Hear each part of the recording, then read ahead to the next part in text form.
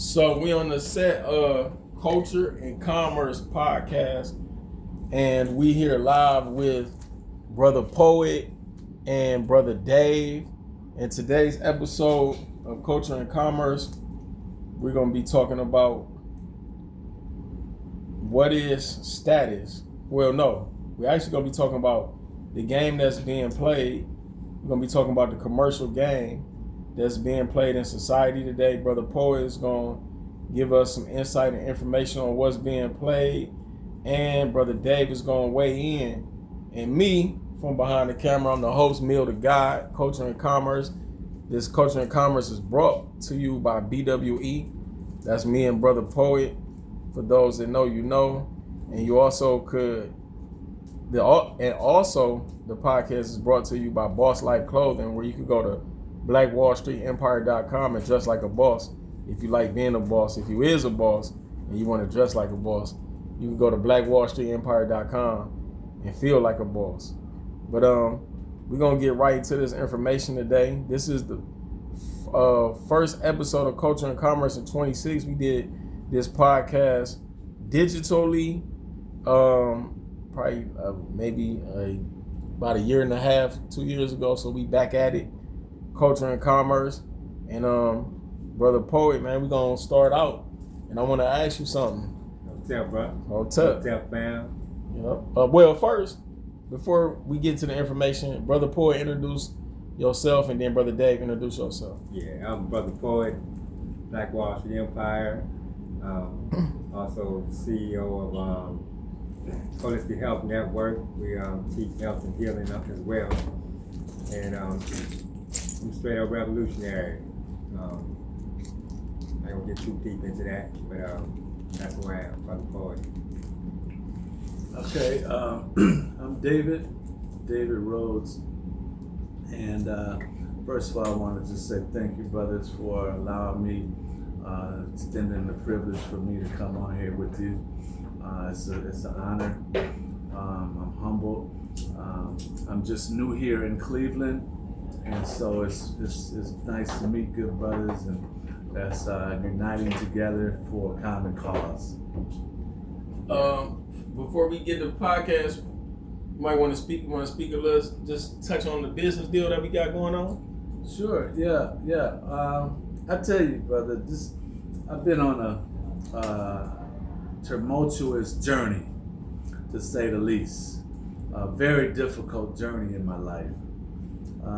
If you've seen how I came up, you wouldn't believe that I took the path that I took.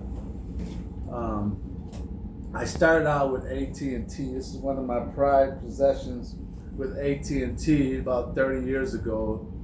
I'll give you the short version. That's a door-to-door rep. And quickly, within a couple of years, I had my own retailer store. No money, no credit, but proved myself. And shucks, and I made my first $1 million at 27 years old, and was very, very successful with it. But then COVID virus came and knocked us out the box, and my wife and I actually lived homeless for 2.5 years. We lived in our cars, our vans, for 2.5 years on the block. And I can go in and out of that.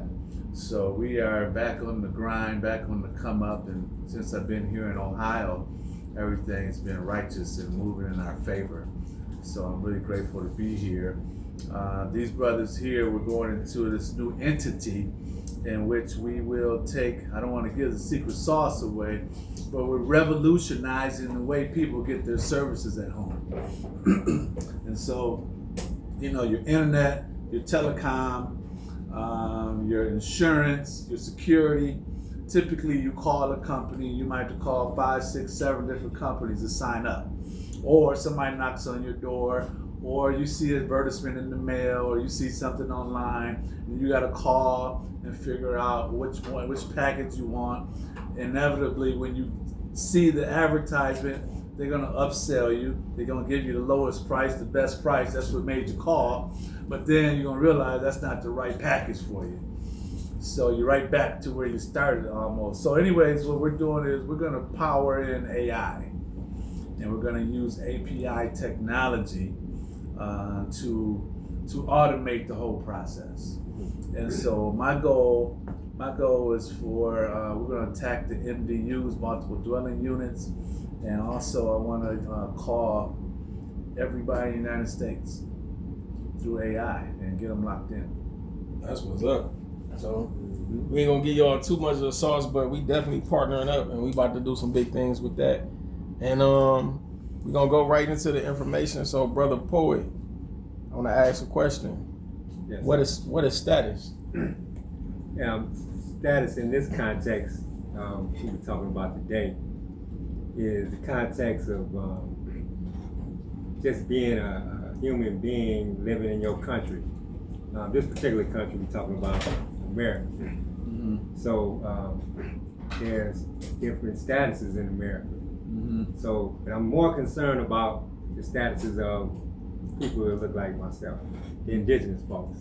Because we've been getting the short end of the stick from everybody. And so they've been running the game on the indigenous folks. They got the indigenous folks thinking we from exile from Africa and other places, but in reality, we actually exiled in our own land, like Martin said back in the day before they got him, that we exiled in our own land. So that's what's really going on. We are at home and we don't know it. And so we moving like, as far as this, the way we move in society, we moving like we are less than what we are. So that's why status is so important. When you know who you are, you will move in a certain status, because who you are brings a certain status. For instance, wherever your homeland actually is from your ancestors, what I'm talking about, that is the status of who you are as far as your country. That's your homeland. That's where you can be indigenous and be in full right as a human being. And you have a nationality, and so we tend to not know who the heck we are. We've been miseducated in such a way where we don't know what our nationality is to even know the concept of status that I'm talking about. Right. So the operative question for all folks like us is, who are we? Who are we? If you can't know your status if you don't know who you are. So game been played on us about who we are. It's a reason we call ourselves African Americans today. It's a reason we was calling ourselves Negro yesterday. It's a reason we was calling ourselves Black on the paper, in documents and stuff. Them three different entities right there. Right. And all of them don't have the same status. And so, but how can you be three different entities at the same time? So who are we is the question that we rarely ask each other, or ask ourselves, which is probably the most important question we need to ask ourselves, Black folks in America. Who are we? Because everybody else is trying to tell us who we are, and we ain't listening to Big Mama now. We ain't listening to Big Daddy now. Actually telling us who we are. My Big Mama, and that's how we got Big Mamas and Big Daddies in our culture. Right. And so Big Mama always told us that we was indigenous, and we was Cherokee, and Blackfoot. Yeah. It wasn't until later on I started accepting that I might be something else. I remember the movie Roots came out, and that influenced a lot of folks thinking we was from Africa. Prior to that, I grew up making bow and arrows and shit. Anybody teaches how my group did that. Yeah, we just naturally. Wow. This is what we was I doing. just thought about that. Yeah, I did that. Okay. Nobody Wow. teaches that. We just had it in the DNA. Dang, take a hanger and a rubber band and a stick and get that taut stick Man. that won't break. I forgot all about that. Yeah, so we've been tricked out of who we are, and it's a reason for it. Because this is one of the things this is our house. When you come to realize who you really are, you're gonna come to understand and comprehend this is your house. The house I'm talking about is America. Right. And so being an American, that's a status. But the way we moving today, you hear on TV all day long, U.S. citizen this and U.S. citizen that. Mm-hmm. And so black folks, we think, because everybody else saying they just around us saying they're U.S. citizens, we check the same box. But we are not U.S. citizens. So that's the status. You're either an American or U.S. citizen in the United States of America. Mm-hmm. So there's different statuses going on all the time. We don't understand, comprehend the environment we in. One of the things that got me on this subject, I was telling Bruh earlier that my son had asked me a question. I'm a historian, I'm a very good researcher, and I was a lot of different subjects, culture, history, engineering, a lot of stuff. And so my son asked me this question about a traffic ticket that my other son got foreign because he had a car in his name. And he's like, Dad, why this ticket saying criminal? And it's some traffic stuff.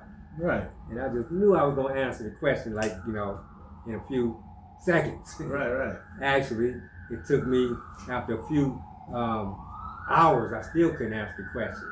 A few weeks later, I still couldn't answer the question.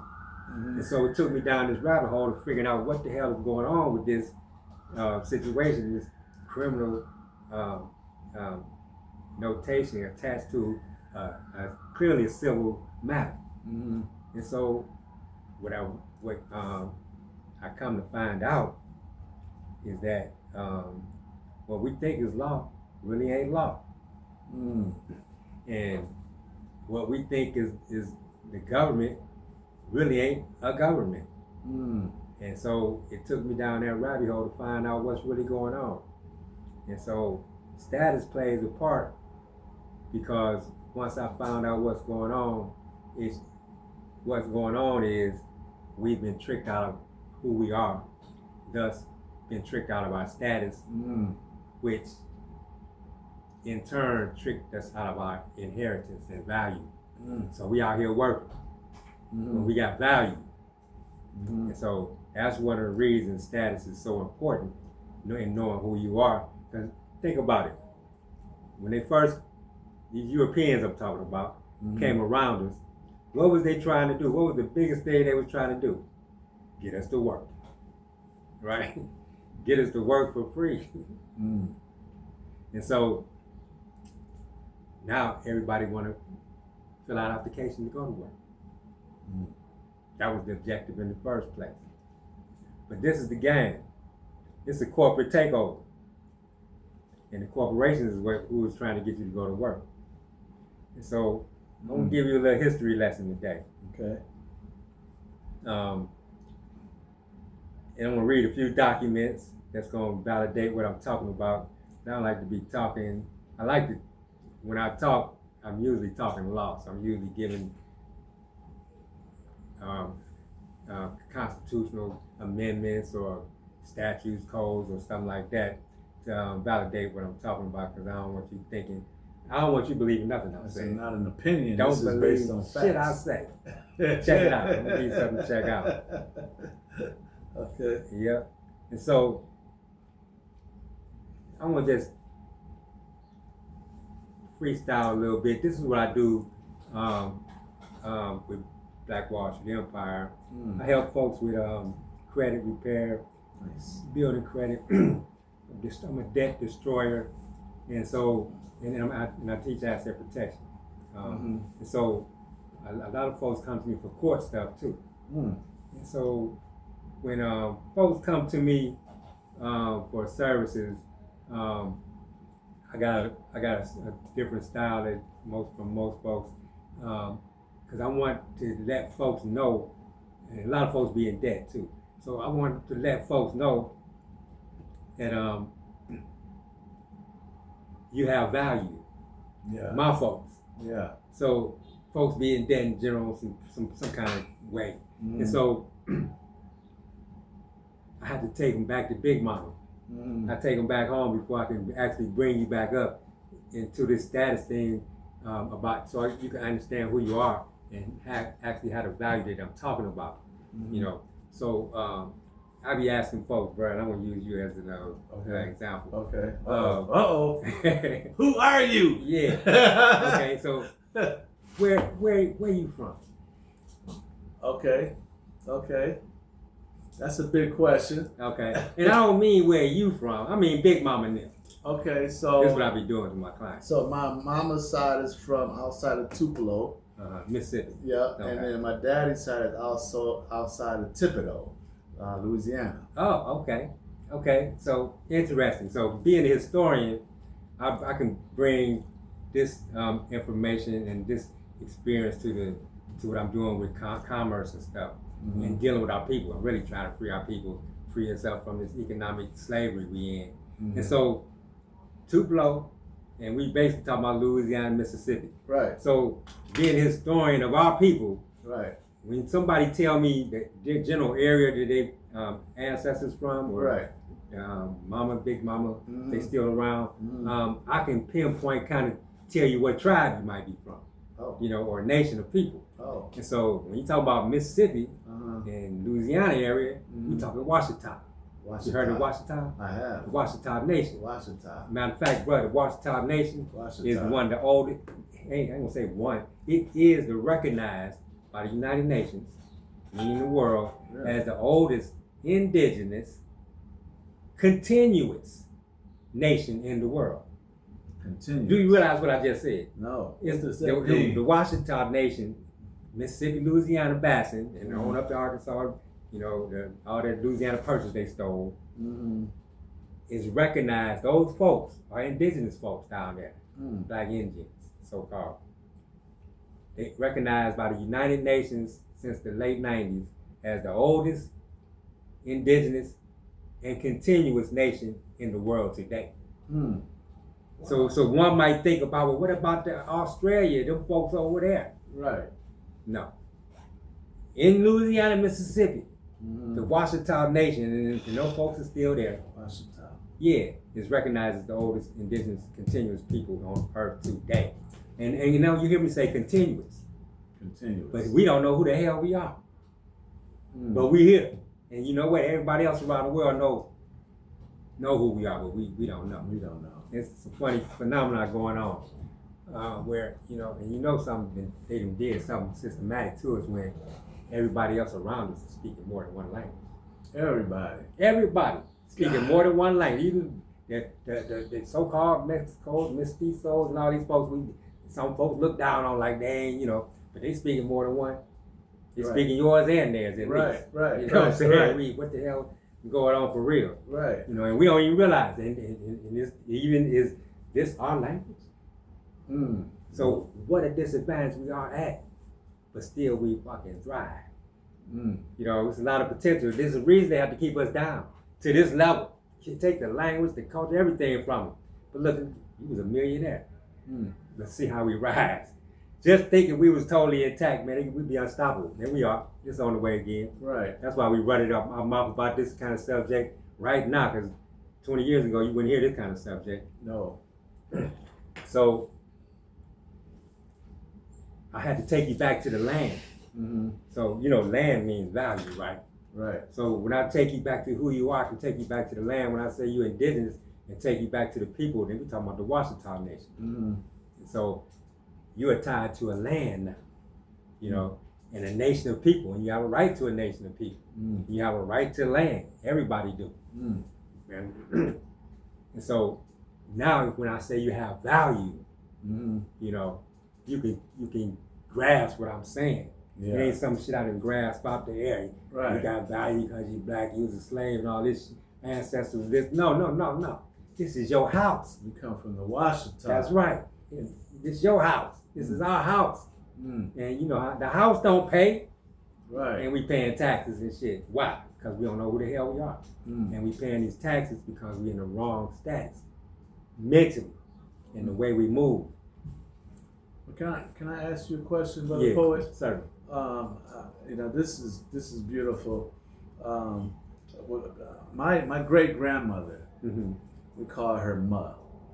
She looked straight like an Indian woman. I mean, she was. Okay. Period. I heard the term Washita, but I didn't know that was what they called her. I can't remember all that. But that was one of the things that we always talked about. Ma was 100% Indian. Okay. But here's my question to you. Yeah. Is so how did you come into the knowledge of this? What made you? I mean, did your parents put this into you, or was there some experience you had, or somebody come into your life, and what made you get on this journey? Well, as a young guy, I was always intrigued. I was always like a student, man. When you ask folks who knew me as a real little kid, they remember me with books and shit, reading the damn TV guide, whatever I could read. So I was always thirsty for information. And the information I was most thirsty for is information about knowledge of who our people were, cultural information. So Big Mama did this to me. She saw that in me. She was a storyteller. She grew my family from the Georgia, Alabama area. Okay. Big Mama grew up down the street from Martin Luther King. Wow. And she was like, I ain't gonna go into that. Okay. She thought he was soft. Actually. Okay. And so, but she put a lot of this cultural history into me. Wow. Her mother was a Cherokee, and Cherokee. I didn't never hear her speak English. I only got to see her at the end of her life, but she wouldn't speak English, but she could. Your big mama? My great-grandma. Great-grandma. Big Mama's mama. Wow. And so, we from Alabama, Georgia, and so when in that area is Yamasee Nation. A lot of them tribes we know popularly, Choctaw, Creek, Crow, Blackfoot, Cherokee, Seminoles. Them folks is actually from the Yamasee Nation. Yamasee Nation. Yeah, Yamasee. Yeah. So we had a war with these folks in like the 1790s against the United States, and that nation broke up into tribes that we popularly know today, Southeast Coast. Oh. But Big Mama instilled that knowledge in me. She saw I had a strong interest in our history, and so she used to just feed me, from the time I was a child till I got older. I stayed thirsty. That's excellent. So that's why I know, a cultural side. I know I'm not a Negro. I know I'm not a U.S. citizen. I know I'm not an African American. I remember when Jesse was campaigning for us to be that. And, what I'm saying? You're not a color. Yeah, basically. I know I have a nationality. I'm from a people. Well, I mean, I could look at the richness of the color of your skin. Okay. And see that there's some Indian in you. It's got to be. I'm probably not saying the right terminology. Oh no, I accept that. Yeah, and it's a fact. That's who I am. That's what I am. I've always known that, and I've always realized that a lot of folks was being fooled. I remember being back in school, and we saying the Pledge of Allegiance to the flag back in the day, making you raise your hand and shit. Whoever was next to me, I always like, don't be raising your hand. I never raised my hand. Right. And I'll be pulling their hand down. Don't be raising your hand. But, bro, you say you got the 7 questions. So y'all want to close out on that question first, and then what's the next question? Yeah, we got the next question. Yeah, we can go to the next one. So y'all want to close out on your point? Well, the point was, yeah, I really do. Because I was elucidating how important status was. Status. And I probably kind of hammered it home pretty good. But when it comes down to everyday life, we are in a status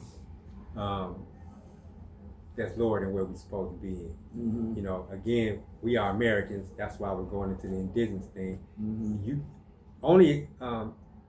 The indigenous folks are true Americans. Right. Everybody else is U.S. citizens. Yeah, I agree. And so when you're an American, as far as status goes, you are someone who have rights. These U.S. citizens are foreigners, all of them. Right. And the corporations are classified as U.S. citizens as well, and they have privileges and obligations. And I'm gonna close it on that point. I want to ask you something. Yeah, go ahead. I want to push back on that for the podcast though. So you said only say that again. You said only Americans or U.S. citizens. I said only true Americans are True the Americans indigenous. Are people. indigenous, right? True indigenous people. But what about the people that would say they took it by force? So it don't really matter if you indigenous or not. If you ain't taking it by force, if you ain't taking it back by force, what difference do it make? Well, the fact still remains that this your house. Yeah. Whether they took it by force or not, it's a matter of what's right and what's historically accurate. Whether we can take it back or not, it's historically accurate that America, Turtle Island, is the indigenous house of our people, the copper-colored people that was here when the Europeans got here, and that's just that. So whether we can take it back or not, and I think we can and will. That's another actually another argument. But it's a fact. We are who we are. All right. So go to the next question. Hold on. See that question right there, kind of correlate with the next question. So it say, why is status important? So well, you touched on the question, but I don't know what you're gonna say about why status is important. But I would add to that because first I want to hear what you say about why status is important, because some might say if you can't take it back, whatever the importance is, what difference do it make if you can't take it back by force? Because you can't get it back unless I think we would agree that you can't get it back unless you take it back by force. When you're dealing with the European, because they go all over the planet taking everything by force. They go in other people's country and take it. They trying to take Iran right now. So, but I'm gonna let you talk about why is it important, and then we'll touch on that. Give me the question again, though. Why? The first question was what is status. The second question is why is it important? Okay, it's important because see, status has to do with your way of life.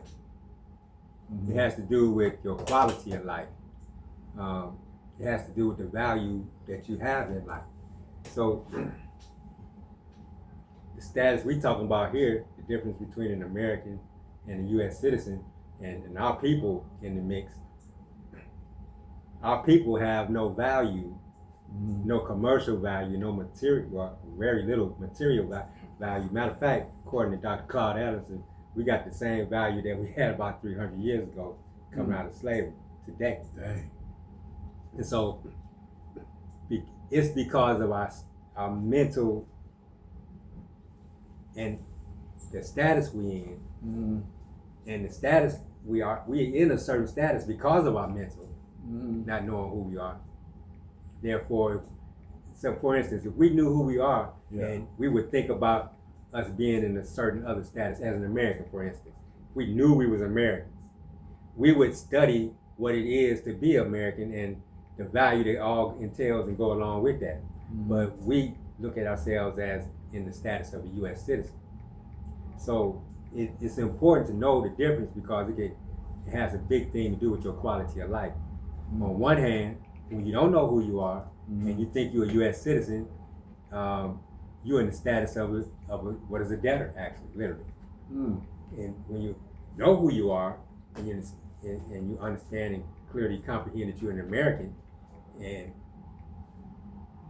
that status brings the title of creditor. So you got, and there's only two entities playing in this game. You got debtors and creditors. Because it ain't what folks think today as far as common law goes. That's not happening today. Common law is not on the books today. What's going on is commercial law. And they done tricked us into a commercial status. And that's why status is important. We have a commercial status now. And when you don't understand your proper commercial status, you're going to be relegated to the debtor. Because that's the way the game is set up. So when you, for instance, you see your name in all capital letters, that's not you. That's a legal entity. That's an artificial entity. That's some type of commercial entity, like a corporation, a trust, a LLC, a partnership. It's some type of legal entity / artificial person. And that's a status. And so they have tricked black folks into that status. And so that being that status of an artificial person or some type of legal entity, you don't have rights. You have privileges and obligations. And when you look up the word obligations in commerce, that means you owe Taxes. You owing something. You just owe. You owe. You know what I'm saying? You owe. On the other side of the board, as the status, being an American, you're an American creditor. You're a creditor. This is your house. They're using your resources to produce materials to sell. So we the creditor in the game, we don't understand it. So one of the documents I was going to read tonight is House Joint Resolution 192, June 5th, 1933, 73rd Congress's first session, which is evidence that the country in 1933 went into bankruptcy and the American people became the creditor to keep this thing we call the United States afloat. So when you're the creditor, in that context, everything is prepaid. See, back in 1933, prior to June 5th, like March 9th of that year, the Emergency Banking Act happened. They had a situation where they closed the banks, so it wouldn't be a run on the banks because folks lost confidence like they have today. Right. It's literally like a mirror thing going on today, back 100 years ago. And the people was having a run on the bank and getting all their money out the bank because they didn't have no confidence in it. Right. Didn't have no confidence in the dollar. Just like today. Gold is over probably $3,500 an ounce right now. Literally. And that's insane. I remember when it was $350. You know what I'm saying? And so when gold goes up, the dollar goes down. And so that's what's going on today. And so folks saw that back then and was running to get their money out so they can put it into something more stable. There you go, some hard assets, you know, like what needs to happen today. Folks don't know they don't realize what's going on. And so HDR 192 was evidence that we became the commercial creditors in this game. And that's our true status. We're the creditors. Everything that's on the public side is the debtors. And what I'm really talking about is what's private and what's public. The people is real. And everything that's real and have value is on the private side, where the people at. And everything that's literally Chapter 11 organization since 1933, June 5th, is in bankruptcy, is on the public side. So it's a game being played to put us in a status, and on the public side is the debtor because they bankrupt. So it's a game being played where the public is trying to extract value, and they are doing it. They ain't trying from the private side, and the private side don't realize that that's what's going on. So we, for instance, why is this really relevant? So when we go to the bank, for instance, and we want a loan, they're gonna put a promissory note in your face. Right. And when you sign that promissory note, it's only one signature on that promissory note, right? Yeah. When you really pay attention, when folks, they ain't teach us contract law. Right. So we go to doing these contracts, and we're really competent to really do them. And so when you only have one signature on a financial document, that's a security. Security. Yes. When you got two signatures on a document, that's a contract. That's a contract. Okay. When you got three, you might be dealing with a trust now. Oh. You feel me? And so we never been taught to be financially literate. So they got us in a 180 degrees mental situation where we think the opposite is reality. And so we go in front of the financial institution thinking we the debtor. Right. When we the creditor. So when you sign that promissory note, which is a security, and you offer it to the lending institution or whatever entity you're dealing with, and they accept that offer, that promise to pay is valid and valuable money.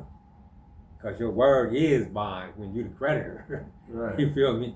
Okay? So when they accept that negotiable instrument is what I'm really talking about in the form of a promissory note, they are accepting value, bro. So if you give me value, like you give me a $50 bill. Right. Like I made the promissory note, maybe worth whatever. Once I'm holding that note, I owe. Yeah, right.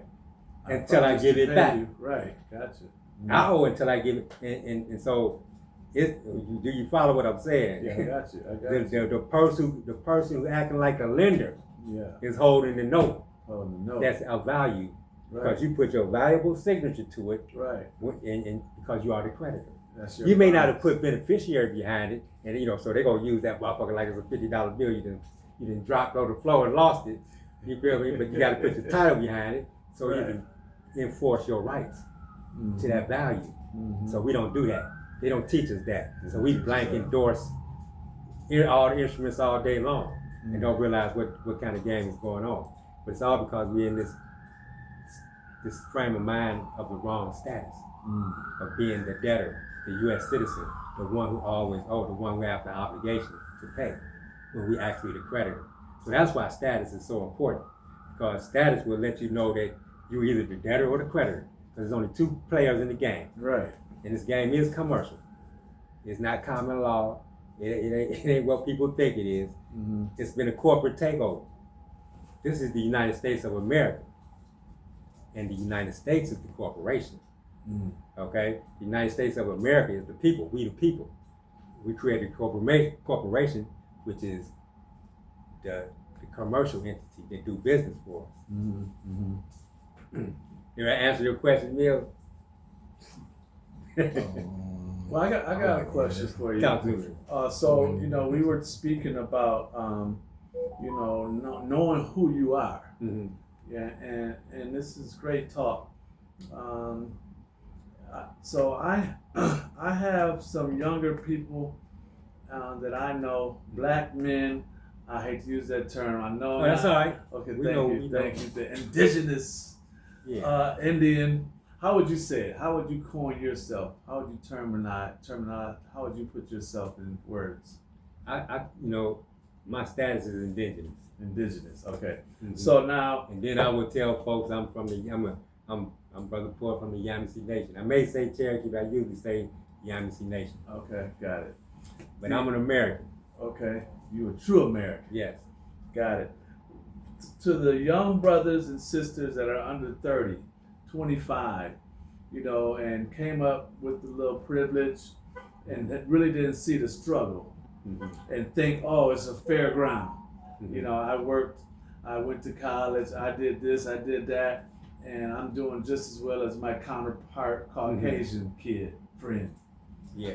What would you say to that person? And they say, well, I don't see it as black and white. There's no black and white. And it really ain't.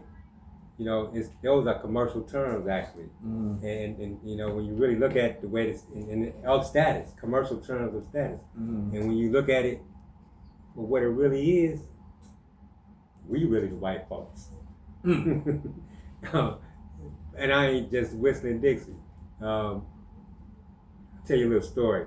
Okay. There was a brother from Egypt that came here back in the 80s. And he wanted to live amongst the brothers in Detroit, actually. Okay. And sisters in Detroit. And so he wanted to be recognized as a black man. But his passport said he was white. But he was a brother from Egypt. Oh, his passport said white. Yeah. Because he's from Egypt. Yes. So it's black and white is a status. Oh. It has nothing to do with some cultural shit at all. It's the status. So and it has to do with knowing who you are. You feel me? For instance, see, I want to ask a question about that. it's a corporate takeover all around the world, and folks know this shit is going on. They call this the United States, Right. but it's really America. You feel me? We just been brainwashed and we didn't hear it all day on TV and the news and all, but that this is the United States. But the United States is doing business in America. This is America. Amaru Khan, China, for instance. That is not China. That's Manchuria. And those folks speak Manchurian. China is his corporate name. You feel me? And so status, again, you have a corporate status and you have a natural status. That's the game that's being played. And it's been a corporate takeover. You pull out your ID. So I'm gonna Go ahead. ask a question about on that. So I would agree with you when you're dealing with commercially with the status. but you can track black back culturally. If you track the etymology of the word, it's Kim. The etymology of the word is Kim. So that I know you know this. I know you. So but go ahead. But for the podcast sake, Kemet meant land of the black. So the word black culturally can go back to Kemet. So when you're dealing with, I think it would be important to separate the distinction between culture and commerce when you're dealing with status. dealing with the word black. Because I'm just saying that because I don't want people to get confused. No, I see where you know what I'm saying. I understand where you're coming from. Yeah. But this is the distinction. We're talking identity and status for nationality purposes. Right. That's why I'm saying. That's why I wanted to say something so that people don't get confused. Yeah. Because culturally you can track black back, but you dealing with status. So I just wanted to point that out so people don't get confused. Yeah. And I'm dealing with it from a nationality standpoint. All right. So everybody got a right to nationality, and that's who you really from, your people. And so that's where I'm coming from. Who are you? And so my whole thing is to give you back you. When I dealing with clients and stuff, I got to give you back, take you back to Big Mama, where Big Mama live from. I got to give you back you, so I can show you from that standpoint that this land is yours. And that's how you got value in this game. That's how you the creditor in this game. You feel me? This is your resources, and you are the house. And the house don't pay. Everybody pay the house. So when we're in the improper frame of mind, the frame of mind of thinking we are a U.S. citizen, that's the wrong status to be in. Although that's the most popular status, that's a foreign status. It is necessary to know that you are not a foreigner. Because this is what made me want to talk about this topic today. Because they throwing foreigners out of here. Right. You're illegal aliens, you know what I'm saying? Left and right. And so 600,000. Yeah, so if all our black folks who really aren't foreigners, saying they are on paper all day long for decades, yes, check the U.S. citizen box, driver's license, U.S. citizen, yeah, I'm U.S. Go get a loan, yeah, I'm a U.S. citizen. Right. And we don't understand what kind of game is being played. Yeah, we handle U.S. citizens. Let me show you who the U.S. citizen really is. So I got my ID on me today. Yeah, here you go. In the bank card.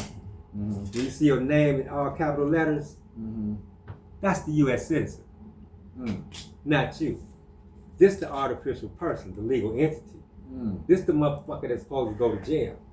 This is the one that's owed taxes. Okay? And so when we don't understand that's the game that's being played, and let me say this also, this U.S. citizen is in a trust status. I mean, like an actual trust. Okay. And so that's what's going on. The game is going on. It's been a corporate takeover, and everything is in a trust. When you look at the Constitution is set up like a trust. Amendments, articles, like a business document, don't it? Yeah. You set up your own business, look at the Constitution, damn near a mirror of it. You feel me? Right. Bylaws, yeah. Articles of incorporation. You know what I'm saying? It's the same thing. And so America is a trust colony, and it's set up to do business. And so that's why status is so important. If you don't know that this ain't you, you'll end up acting like you that, which is not real. See, this is a game. They done trick the tangible, the real, into being artificial and accepting that. And accepting that, we accept the status of being a debtor. And so now we didn't just gave up our inheritance, our birthright. And so it's necessary to know who we are so we can ascertain the value that we actually have. Because if we knew we already have value, so check it out. This is a trust, it's a set to KB trust. And so anytime you're talking trust, you ain't talking anytime you're talking trust, you're talking value. We put it that way. Because if it's not a trust if there's no value in the trust. So if you know you already got value by comprehending what's really going on with the status of you and these instruments we carry, then we'll realize, hold on, if I got value, what the fuck I'm working for? If I got value, Mm-hmm. I can take this value and create some more value with this value. I can make this value work for me. Right. Make them dollars the slave. Right. The material, the assets, the slave. Yeah. I ain't got to get out there. All I got to do is use this. Right.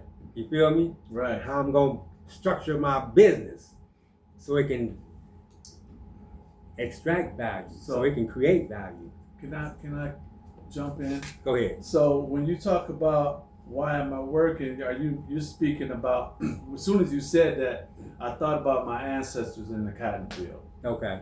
And then my mind immediately went to those of us that are working in the factories. Mm-hmm. You know, Yeah. we're being this, for lack of a better term, we're being slaves. We're being slaves. And do I hear you saying, because you said, why are we working? I feel like you're saying, why are we working for others and not ourselves? Is that what That's you're exactly what I'm saying.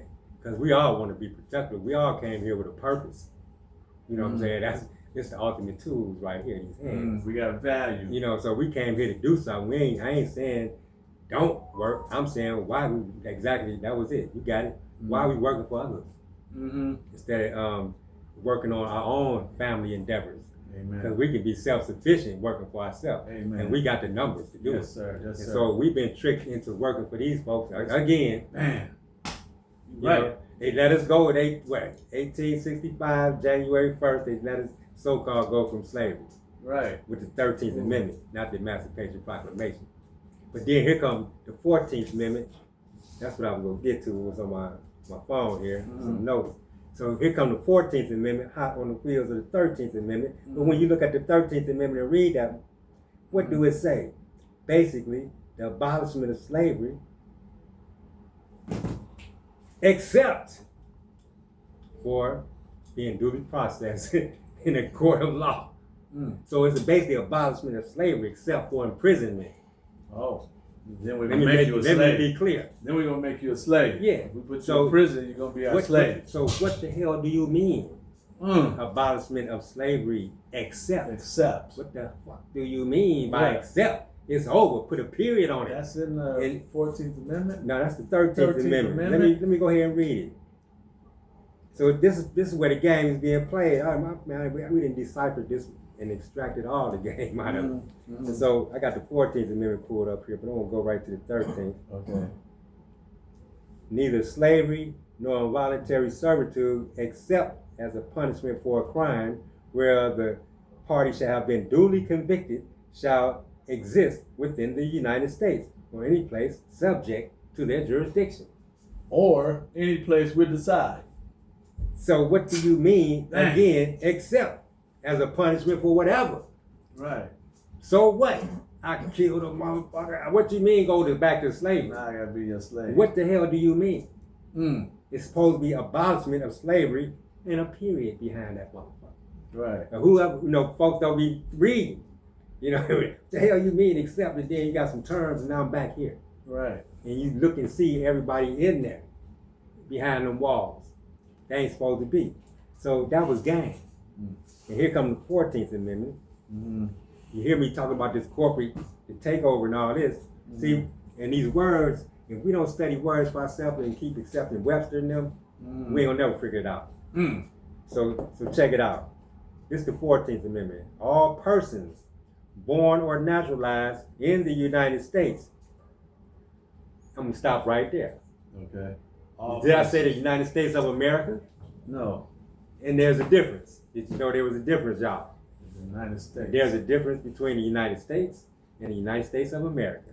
And this is where the game is being played, bro. The United States of America is we the people, the flesh and blood people. Okay. This is the contract between the people. Okay. The United States is the document that was created after slavery in 1871. The act to create a municipal corporation for the District of Columbia. That's when D.C. was created, 6 years after slavery was ended. They had to change the game when they let us go.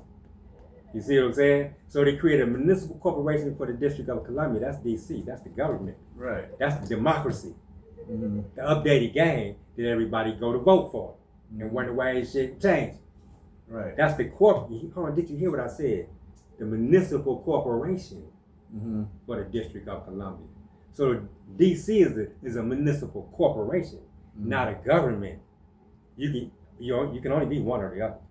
You can't be a government and a corporation at the same time. You're either one or the other. Right. And so that's my point. So everybody, and that's where it created the U.S. citizen. When they created the 14th Amendment in Washington, D.C., they had to put, the game was to put everybody into slavery after they got us free. They tricked everybody into slavery with this 14th Amendment. Because a person may not be what you think it is. What do you mean? You would think a person is one of the people. I mean, who would not say that, they really don't know what's really going on? A person is one of the people. Right.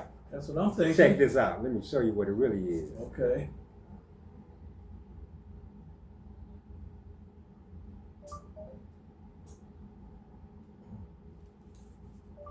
(28 U.S.C. Section 3002).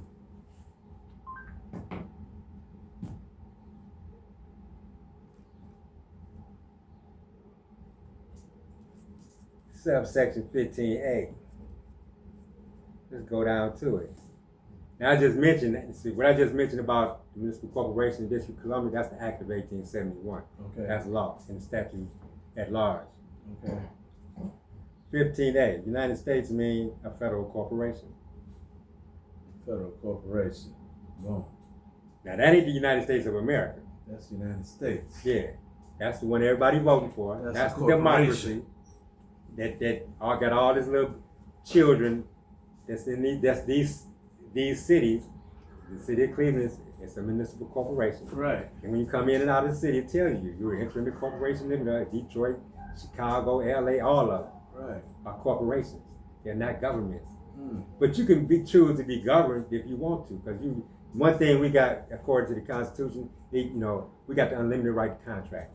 That's our superpower. We have the unlimited right to contract. And so the Constitution would protect you from contracts. If you get into a good one or a bad one, it's going to protect you. You have the right to do however you want to do in the contract. You want to get in the bad one, it's going to protect you for that, to be in that too. And so that's what's going on. That's how they're getting this game off. They're tricking us into contracts to give up our rights. Because we are in full rights as Americans until we start contracting. Like on the side of the road when the police stop you. He's trying to get a contract on. It's called a tacit agreement. We don't realize that's what's going on, but it's a contract going on where you're not getting any benefit out of it. But once you sign on the dotted line, you didn't actually transfer value. Your valuable signature has charged that ticket with value. Now they have a right to payment. Because we didn't put beneficiary behind that name. Because it's a trust game going on. And so we don't realize we're in the status of the beneficiary, the American beneficiary. Okay? We move like we're the United States debtor, the employee of the United States. And so that's why we pay taxes, because we're moving like we're the debtor. And if we were moving like we're the creditor, like we're managing our trust, all I'm really talking about and leading to is we don't realize we have an estate to be managed. And that estate is in the form of a trust. And we're in the status of a debtor when we're actually the creditor. And that's basically what it comes down to. So, okay, let me jump in then, Brother Poet. So, yeah. You trust, the trust part is, so like, is part of your mission as in your life now to teach people about trust and how to be proactive and work for ourselves and protect our assets? How does that fall into what you're doing? That's who I am. That's what I've been doing probably about 15 years. I've deciphered this system I just elucidated on. It's a commercial system. And what I do is help folks when these corporate entities attack us, like maybe through taxes, through some kind of debt, through the court system. What I do is teach our people how to defend themselves without a lawyer. I teach our folks our rights so they can actually go into these venues and defend themselves. or not going to the venue, just deal with paperwork and deal with them that way. But my whole mission is to empower you with who you are and with your rights. See, we know we got rights. You know, we appalled when motherfuckers kill us in the street, the cops do what they do and then get away with it. Right. We know we got rights, Right. but we don't know what the hell they are. And one of my missions is to let us know what them damn rights are. And actually, you can't know you can't know the rights you have unless you know the status you in. And you can't know the status you in unless you know who you are. That's good. That's good. That's good. I love this because, two men or 5 men, 10 men, it reminds me of that picture on the wall with Dr. King and Brother Kareem and Ali and so on, Jim Brown, Brother Jim Brown. It reminds me that they didn't all have the same thoughts on every single issue. No. But they were able to come together for a common cause. Yeah. And I think, I love what you're doing, and that's a common cause. Find out our value and work to increase our value and protect our value and instill the values in others. Oh yeah. And that's what I do. And this is another thing that I tell my clients when I teach you this stuff, teach your children. Teach your children. Because that's the only way we're going to get out of this, because we've been miseducated. And Big Mama did you. Exactly. And so I be telling them, hey, when they come back the second time, hey, did you talk to your children about? Oh, don't come back. If you don't bring your ass back here, because that ain't what we doing. It ain't about just some money, getting out some shit. Right. We trying to change generations. Yeah. And build generational wealth. Yeah. Get these folks off our back. And we got the power to do it. We ain't got to go out there, It ain't about all that shooting and shit. Right. It's about what we know. Right. It's about putting the right information in our mind and then executing it. And we can get out of this without firing a shot. I would like to add something.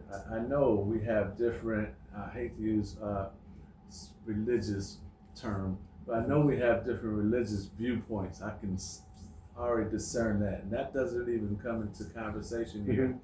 But I bring that up, I preface that to say that I feel like every man and woman should talk to their creator and ask your creator. This is the realest talk I could say at this particular moment.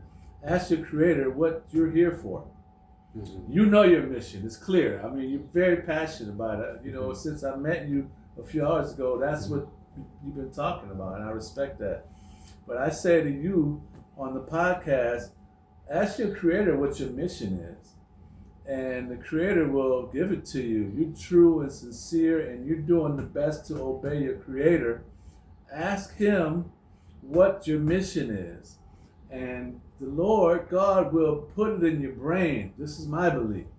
He will download it to your brain, and you'll have a calling. You'll have this overwhelming sensation that I got to go in this direction. Yeah. Some of us already have. You say, well, I'm go to work at this insurance company.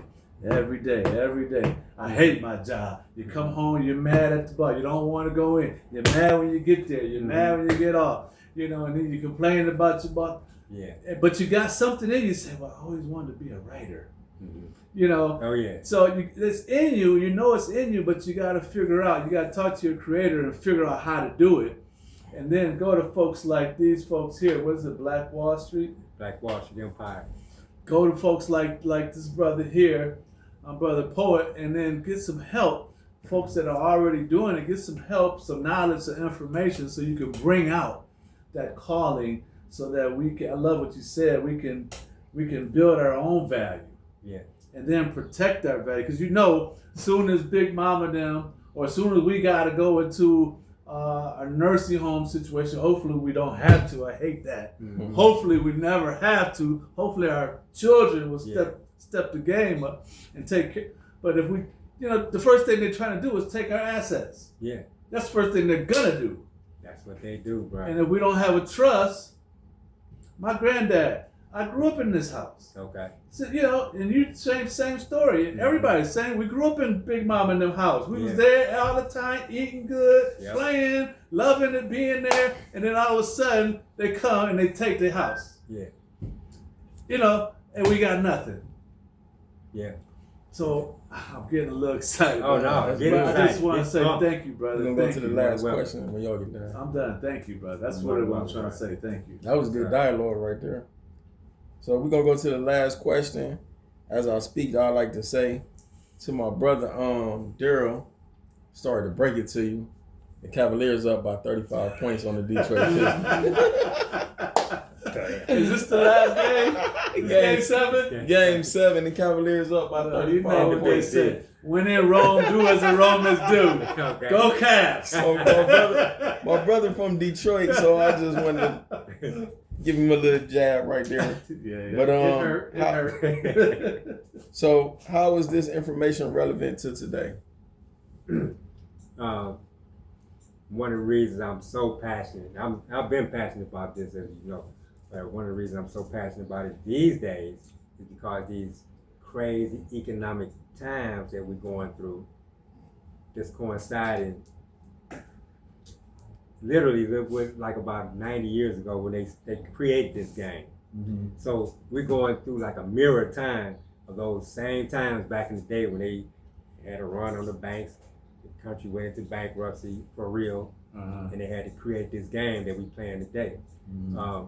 So it's relevant today because we got a blueprint of what happened. Yeah. And contrary to what it was before, we actually know the game now. Mm. I got a book called Game Time. Got the whole game in it, y'all. And so there was a time when we didn't know any of this knowledge. Shit, it was just 10 years ago. Mm. You ain't hear nobody flowing like this Mm. about this particular subject. Definitely What's not. really going on with commerce and the real system that's behind the system. It's out. And so it's relevant now, so we can use this information to navigate our way through these crazy economic times. Mm. You know, so we the creditor in the game. We ain't the ones broke, you know. Hey, and at another time when we get down again at the podcast, we can go into negotiable instruments and stuff and remedy to the situation. Because I just elucidated on what's really going on today. But there's remedy to being in the position we're in. We can reverse this position. You know, for instance, what am I really talking about? Okay, folks got house loans, car loans. This was my real passion. What made me start going real public with it about this information is because you got folks in these crazy economic times losing their houses and cars to foreclosure, for instance. And they don't know they the damn creditor in the whole game. Or let me break it on down and give it on up. Where I was talking about the promissory note earlier. Right. When you sign the promissory note, you the real creditor, as you know, I done explained it now. And when you get that note to the so-called lender, and they accept that note, they're accepting debt. They're accepting your credit. Right. So now they the debtor. And if they don't pay that money back, they're in the position of the debtor. You the lender. This is the most incredible information that makes this relevant, that we are the lenders. Yeah. We are the value in the game. Yeah. So when we go get a loan, we thinking we getting some money from Massa. We so grateful to get some money. We go work like a dog. I will so pay Massa back. You didn't gave me this money. Now it's easier for me. I can get a car and get a house. No, Massa ain't gave you nothing. You didn't gave Massa some money. You gave Massa some You didn't money. gave Massa some money. Yeah. He didn't trick you because you don't know what the hell Yeah, going tricked on. you. And it's like, yeah, you know I need that money back in monthly payments with principal and interest. Right. And see, this is the game. And they're going to go invest. We the creditor. When we give them that letter of credit, which is that promissory note, he's running to the indentured trustee. Here, I got another one. The indentured trustee or the underwriter. And I'm giving you some game that nobody gonna give you. You can't buy this in no college. He's gonna give it to the indentured trustee or the underwriter. You know what that underwriter gonna do, or the indentured trustee? He's gonna take that private note, because all the money and value on the private side, right? Okay. They bankrupt on the public side.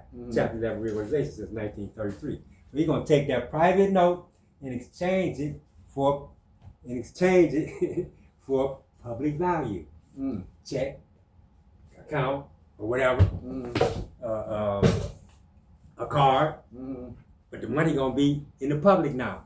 Because you can't spend what's the private value in the public. So you got what is called securities transfer agents, security exchange agents, to transfer private notes for public value. So we don't know this shit going on. So they play the middleman, the car dealer, the banker. You feel me?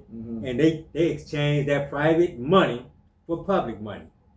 And because we don't know what's going on, we gonna those terms, those 5 blocks, APR, the interest rate, the monthly payments, and how much. That's your terms of selling your credit. But in the loan agreement, I'm giving you some big game, y'all. In the loan agreement, they're asking for those monthly payments and principal interest. This is the incredible shit I'm telling you. You're selling your credit to the public, which is broke. And what they're trying to do is to get you to sign their worthless paper on their letterhead. They want you to put your valuable signature to their paperwork so you can charge it with value. And now that they have value, they use that as a letter of credit to go get the whole amount.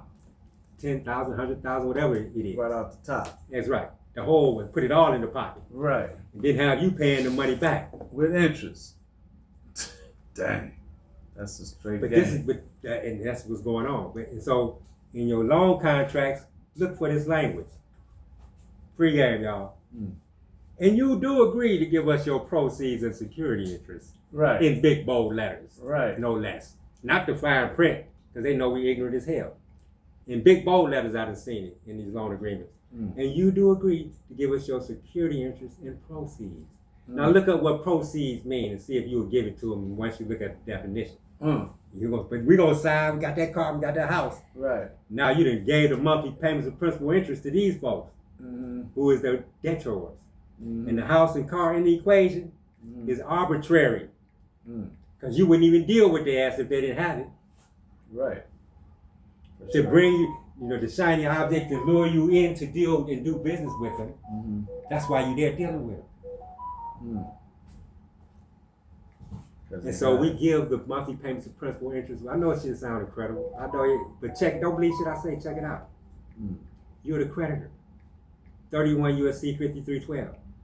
You're the financial institution, the lender. Subsection C, K, and U. If you can do real estate dealings, close on real estate, you're a financial institution. You're a private banker. We don't understand that's what's going on. We're private bankers. So when we sign, we're signing value. We're creating value with our signature. When we don't write behind our signature what capacity we're operating in with the trust or whatever the company is, then we become liable for the debt. You're always the beneficiary. Can I jump in here, Brother Poet? Go ahead. So I wanted to ask you, I know we're getting late in the hour here, but I wanted to ask you, as far as Black Wall Street, the first thing that comes to my mind is the movements that our brothers and sisters was doing down in Tulsa and Chicago and Cleveland, every other major city across the country and some secondary cities. We came together and I suppose that's where the term originated from, based upon what the quote unquote black man was doing together, black man and woman was doing together to build up a community. What are some of the goals? I heard financial literacy, I heard build value. At the top you said credit, restore credit killers. What else? What other missions do y'all have? What other things are you gonna do together? Yeah, we do all that financial stuff, and with all that, we asset protect, so you can keep all that.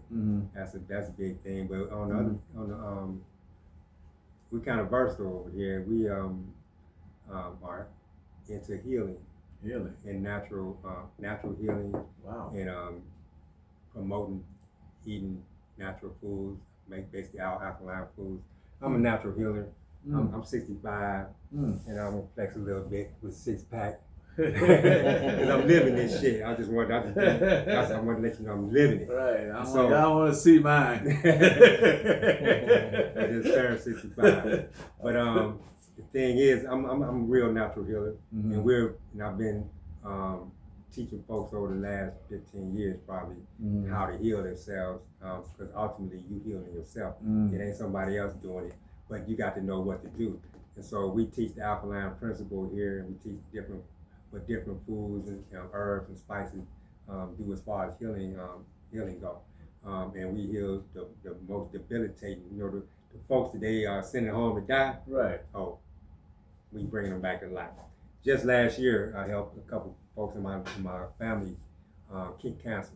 Really? I've lost a few over the years, Mhm. but last year my sister was diagnosed, and one of my aunts, Mhm. was diagnosed, and after a few months it was gone. Really? And we did it through diet, Really? because we basically doing this stuff to ourselves, eating a lot of toxic foods, and we don't realize it.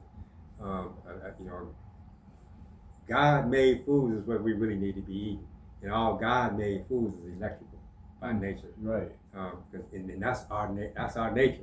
Mhm. These Europeans have figured out some shit about how we move, and so anytime they create something or put it out on some kind of product on the shelf, it's tend to be acidic. Mhm. And see, when your body is in an acidic state, disease can come in.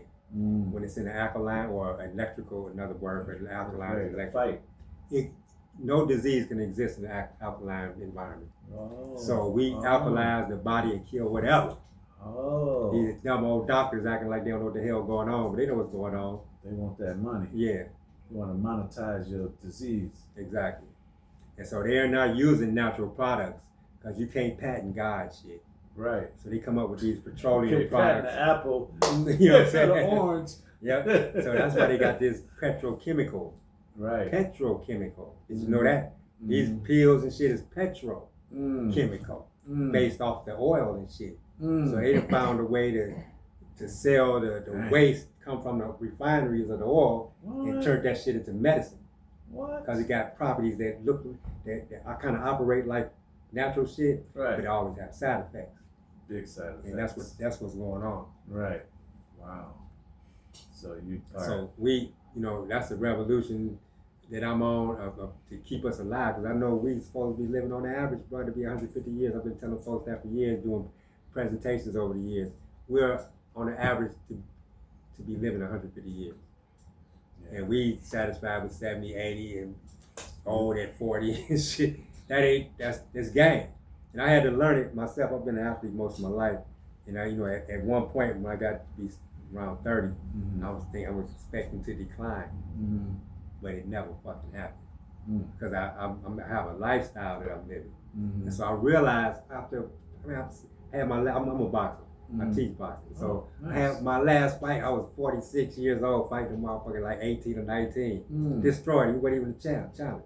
And I did it just to prove my point of my life, the lifestyle of living this alkaline lifestyle, health lifestyle, that is more superior to whatever they got going. Amen. And it's real. Yeah. I had a chance to go to DNA boxing gym Okay. last week with Safo. Oh yeah. Sappho. Safo. He been training forever. Yeah, I met him. He trains my son.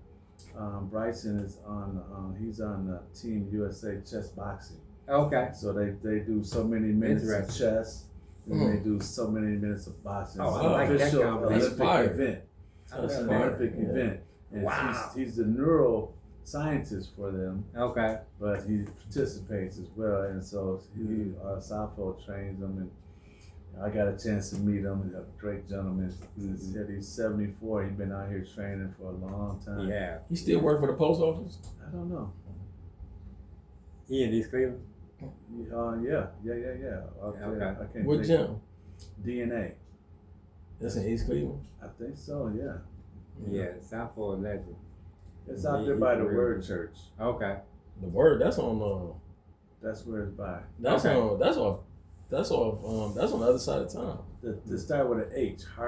Harvard area. Not Harvard. No. He something? The Word Church is off of Turkington, I think. Okay. Oh yeah. Right over them I train tracks. I be kicking it over in that park area lately.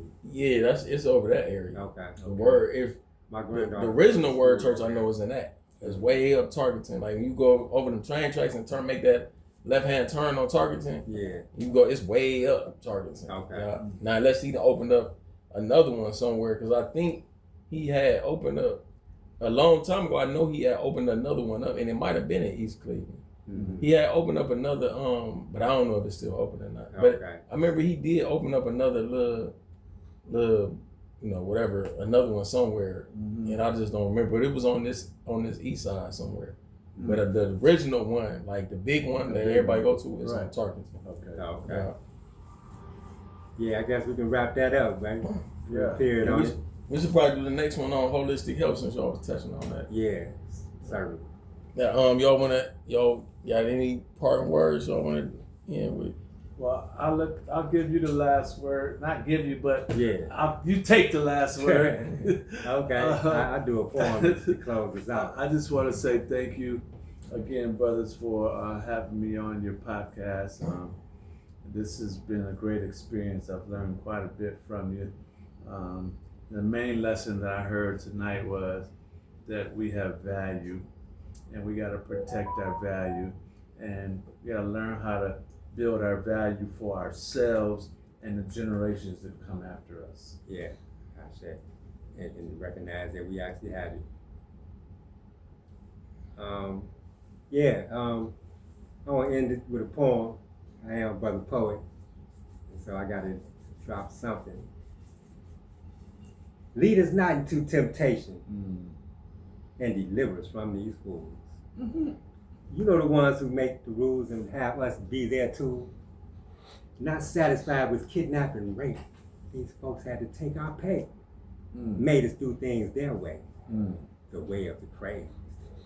You heard of the made man? Well, we're the minds that's been made. Yeah, we've all been played. They got us addicted, afflicted, and tricked. The colonial master mix. And in this mix, God is green, and things happen you ain't ever seen. And few believe in dreams. In the 60s, they cracked heads. Now today we have cracked heads. And who the hell is this in our bed? Who has gotten into their head? We must recognize the game and recognize we've all been played. We were once strong warriors. Now we just get solid here in the belly of the beast where our way we could barely see as we survive these mean ass streets. Well, money is a tool, let the few use the rule.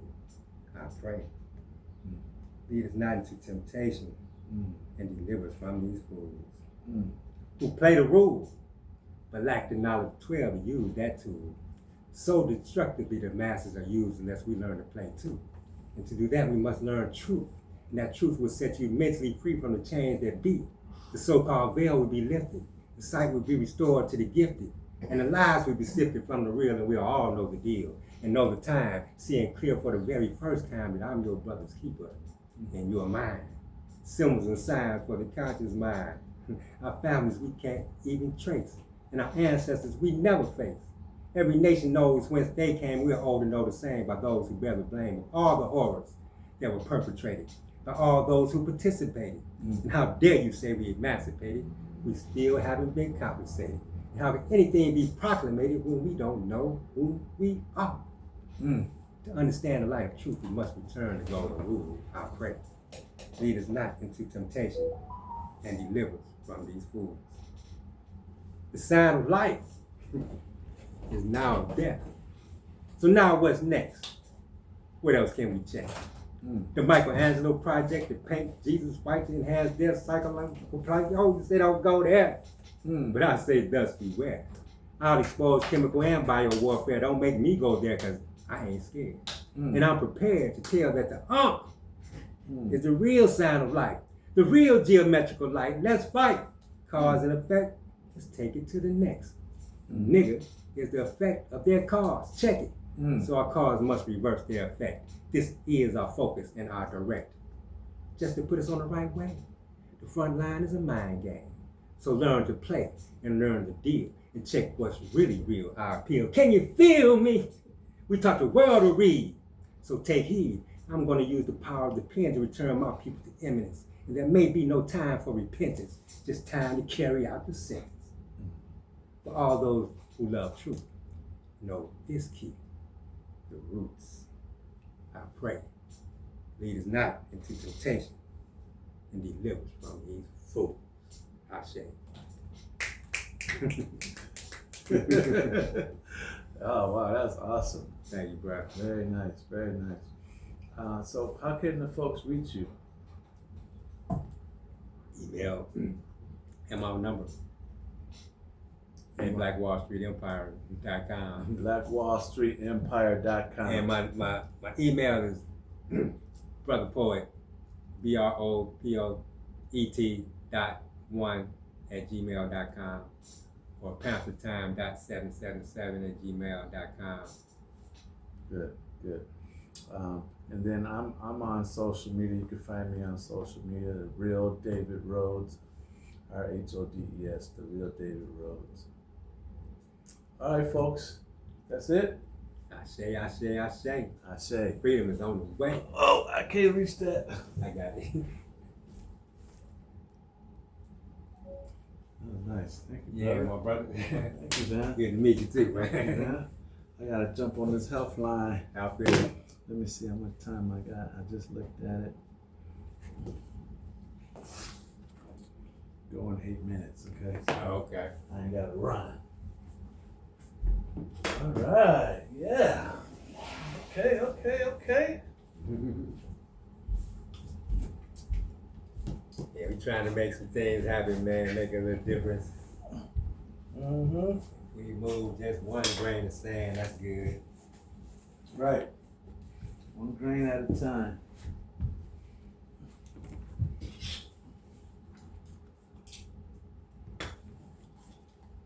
So you play, what was the sports? Boxing, football, basketball, Yeah. track, Okay. martial arts. Wow. My bus coming in about 10 minutes. Jump on this health line, go back down.